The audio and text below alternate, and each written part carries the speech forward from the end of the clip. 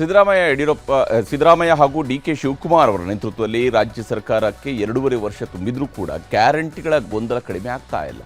5 ಗ್ಯಾರಂಟಿಗಳಿಗೆ SCP TSP ಹಣವನ್ನು ಬಳಸಿಕೊಂಡಿರುವಂಥದ್ದು ಸರ್ಕಾರವು ಅಧಿಕೃತವಾಗಿದ್ದರೂ ಒಪ್ಕೊಂಡಿದೆ. ಈಗಾಗಲೇ ವಿರೋಧ ಪಕ್ಷಗಳು ಇದರ ಬಗ್ಗೆ ಬಹಳಷ್ಟು ಟೀಕೆಗಳನ್ನು ಮಾಡ್ತಾ ಇತ್ತು.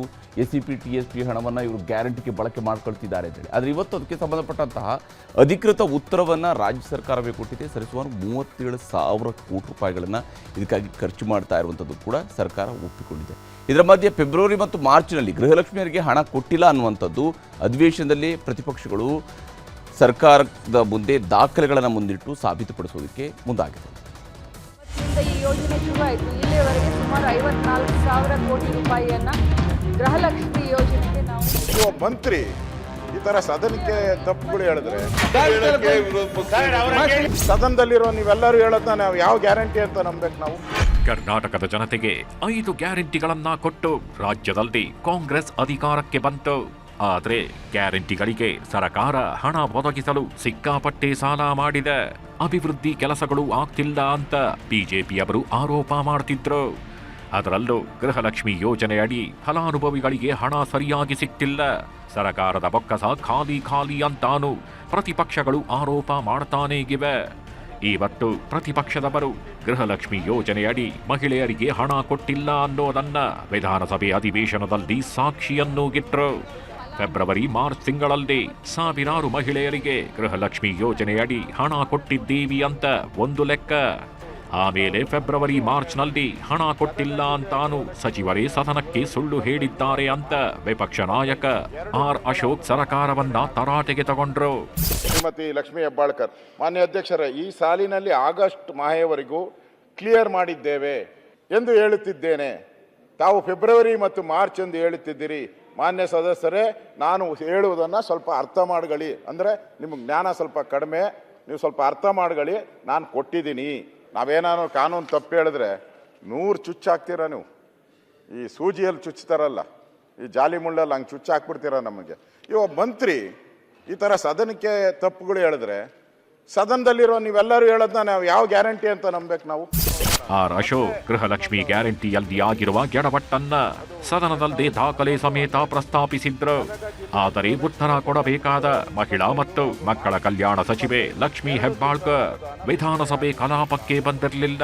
ಕೊನೆಗೆ ಸಿಎಂ ಸಿದ್ದರಾಮಯ್ಯನವರೇ ಮಹಿಳಾ ಸಚಿವೆಯ ಪರವಾಗಿ ಉತ್ತರ ಕೊಟ್ರು. ಕೊಟ್ಟಿಲ್ಲ ಅಂದ್ರೆ ಕೊಡಿಸೋಣ ಅಂದ್ರು. ನನ್ನ ಪ್ರಕಾರ ಆಗಸ್ಟ್ ವರೆಗೆ ರಿಲೀಸ್ ಮಾಡಿದ್ದೀವಿ ನಾವು ದುಡ್ಡನ್ನು. ಸೆಪ್ಟೆಂಬರು ಅಕ್ಟೋಬರು ಅದು ಕೂಡ ಕೊಡ್ತಕ್ಕಂಥ ಕೆಲಸವನ್ನು ಮಾಡ್ತೀವಿ. ನೀವು ಬಂದಿಲ್ಲ ಅಂತ ಹೇಳಿದ್ರೆ ಕೂಡಲೇ ಕೊಡಿಸ್ತಕ್ಕಂಥ ಕೆಲಸ ಮಾಡೋಣ. ಮುಖ್ಯಮಂತ್ರಿ ಉತ್ತರದಿಂದ ಬಿಜೆಪಿಯವರು ಸಮಾಧಾನವಾದರು. ಆದರೆ ಸದನಕ್ಕೆ ತಪ್ಪು ಮಾಹಿತಿ ಕೊಟ್ಟ ಸಚಿವರ ಮೇಲೆ ಹಕ್ಕುಚ್ಯುತಿ ನಿರ್ಣಯ ಆಗಬೇಕು ಅಂತ ಪಟ್ಟು ಹಿಡಿದ್ರು. ಕೊನೆಗೆ ಒಂದಷ್ಟು ವಾಕ್ಸಮರಾನೂ ನಡೆಯಿತು. ಆಗ ಸ್ಪೀಕರ್ ಯುಟಿ ಖಾದರ್ ಲಕ್ಷ್ಮೀ ಹೆಬ್ಬಾಳ್ಕರ್ ಅವರ ಕೈಯಲ್ಲದೆ ಸೋಮವಾರ ಉತ್ತರ ಕೊಡಿಸ್ತೀನಿ ಅಂತೇಳಿ ಸುಮ್ಮನಿರಿಸಿದ್ರು. ಇದನ್ನು ನಾನು ಬಹುಶಃ ಮಂತ್ರಿಗಳಿಗೆ ಚರ್ಚೆ ಮಾಡಿಕೊಂಡು ಸೋಮವಾರ ಚರ್ಚೆ ಮಾಡಿಕೊಂಡು ಅದಕ್ಕೊಂದು ಪರಿಹಾರ ಕೆಲಸ ಖಂಡಿತವಾಗಿ ಮಾಡಿ ಇನ್ನು ಮುಂದೆ ಈ ರೀತಿ ಆಗಲಿದ್ದರೆ ನಾವು ನೋಡಿಕೊಳ್ತೇವೆ. ವಿಧಾನಸಭೆಯಲ್ಲಿ ಇಷ್ಟೆಲ್ಲ ಆಗ್ತಿದ್ರೆ ಅತ್ತ ವಿಧಾನ ಪರಿಷತ್ನಲ್ಲಿ 5 ಗ್ಯಾರಂಟಿಗಳಿಗೆ ಹಣ ಒದಗಿಸಲು ಸರ್ಕಾರ ಎಸ್ಸಿ ಎಸ್ಪಿ ಟಿಎಸ್ಪಿ ಹಣ ಬಳಕೆ ಮಾಡಿಕೊಳ್ತಿದೆ. ಕಳೆದ 3 ವರ್ಷದಲ್ಲಿ ಎಷ್ಟೆಷ್ಟು ಹಣ ಬಳಸಿಕೊಂಡಿದ್ದೀರಾ ಲೆಕ್ಕ ಕೊಡಿ ಅಂತ ಪರಿಷತ್ ಸದಸ್ಯೆ ಹೇಮಲತಾ ನಾಯಕ್ ಪ್ರಶ್ನೆ ಕೇಳಿದ್ರು. ಹೌದು, ಬಳಸ್ಕೊಂಡಿದ್ದೀವಿ ಅಂತ ಪರಿಷತ್ನಲ್ಲಿ ಸಚಿವ ಎಚ್.ಸಿ. ಮಹದೇವಪ್ಪ ಒಪ್ಪಿಕೊಂಡು ಲೆಕ್ಕಾನೂ ಕೊಟ್ರು. ಆ ಲೆಕ್ಕ ಹೀಗಿದೆ. ಗೃಹಲಕ್ಷ್ಮಿ ಯೋಜನೆಗೆ ಬಳಸಿದ ಎಸ್ಸಿ ಎಸ್ಪಿ ಹಣ ಒಟ್ಟು 14,743 ಕೋಟಿ ರೂಪಾಯಿ. ಟಿಎಸ್ಪಿ ಹಣ ಬಳಕೆ ಮಾಡಿಕೊಂಡಿರೋದು ಒಟ್ಟು 6,117 ಕೋಟಿ ರೂಪಾಯಿ. ಇನ್ನು ಅನ್ನಭಾಗ್ಯ ಗ್ಯಾರಂಟಿಗೆ ಎಸ್ಸಿ ಎಸ್ಪಿ ಹಣದಲ್ಲಿ ಒಟ್ಟು 3,701 ಕೋಟಿ ಹಂಚಿಕೆ ಮಾಡಿದ್ರೆ ಟಿಎಸ್ಪಿ ಹಣದಲ್ಲಿ 1,584 ಕೋಟಿ ಹಂಚಿಕೆ ಮಾಡಿದ್ದಾರೆ.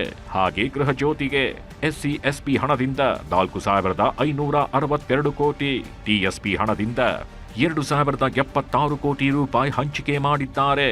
ಮಹಿಳೆಯರಿಗೆ ನೀಡಿರುವ ಶಕ್ತಿ ಯೋಜನೆ ಗ್ಯಾರಂಟಿಗೆ ಎಸ್ಸಿ ಎಸ್ಪಿ ಹಣದಿಂದ 2,701 ಕೋಟಿ ಹಂಚಿಕೆ ಮಾಡಿದ್ರೆ ಟಿಎಸ್ಪಿ ಹಣದಿಂದ 1,215 ಕೋಟಿ ರೂಪಾಯಿ ಹಂಚಿಕೆ ಆಗಿರೋದನ್ನ ಸರ್ಕಾರ ಒಪ್ಪಿಕೊಂಡಿದೆ. ಹಾಗೆ ಯುವ ನಿಧಿಗೆ ಎಸ್ಸಿ ಎಸ್ಪಿ ಹಣದಿಂದ 202 ಕೋಟಿ, ಟಿಎಸ್ಪಿ ಹಣದಿಂದ 81 ಕೋಟಿ ಹಂಚಿಕೆ ಮಾಡಿದೆ. ಒಟ್ಟು 5 ಗ್ಯಾರಂಟಿಗಳಿಗೂ ಎಸ್ಸಿ/ಎಸ್ಪಿ ಹಣದಿಂದ 25,909 ಕೋಟಿ, ಟಿಎಸ್ಪಿ ಹಣದಿಂದ 11,273 ಕೋಟಿ ಬಳಸಿಕೊಂಡಿರೋದನ್ನ ಸದನಕ್ಕೆ ಸರ್ಕಾರ ದಾಖಲೆ ನೀಡಿದೆ. ಒಟ್ಟಾರೆ ಸರ್ಕಾರದ ಕೈ ಹಿಡಿದಿರುವ ಗ್ಯಾರಂಟಿ ಯೋಜನೆಗಳಲ್ಲಿನ ಲೋಪದೋಷಗಳನ್ನೇ ಮುಂದಿಟ್ಟುಕೊಂಡು ಬಿಜೆಪಿಯವರು ಸದನದಲ್ಲಿ ಕ್ಲಾಸ್ ತೆಗೆದುಕೊಳ್ತಿದ್ದಾರೆ. ಅದರಲ್ಲೂ ಗೃಹಲಕ್ಷ್ಮಿ ಯೋಜನೆಯಲ್ಲಾಗಿರುವ 2 ಕಂತಿನ ತಪ್ಪು ಲೆಕ್ಕಗಳನ್ನೇ ಮುಂದಿಟ್ಟುಕೊಂಡು ಸೋಮವಾರ ಸರ್ಕಾರವನ್ನ ಮತ್ತಷ್ಟು ಇಕ್ಕಟ್ಟಿಗೆ ಸಿಲುಕಿಸಲು ಪ್ರತಿಪಕ್ಷಗಳು ಸಜ್ಜಾಗಿದ್ದು, ಸಚಿವೆ ಲಕ್ಷ್ಮೀ ಹೆಬ್ಬಾಳ್ಕರ್ ಏನು ಉತ್ತರ ಕೊಡ್ತಾರೆ ಅನ್ನೋದನ್ನ ಕಾದು ನೋಡಬೇಕು. Political bureau, news 18, Belagavi.